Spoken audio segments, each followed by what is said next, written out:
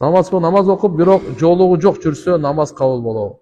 Намаз окуп атканда жоолугу жок болсо намаз кабыл болбойт. Намаз окуп атканда аялдар жолукчан болуш керек. Жолуктагы карап тур. Баягында мындай бул жака салып коюп, чачы көрүнгөн, жарымы бар, жарымы ачык, кулактар, моюндар ачык, андай болбой калат. Шариаттагы ушул талабына жолук салынуу, жүзү мейли ушул ачылат, алакандар ачылат.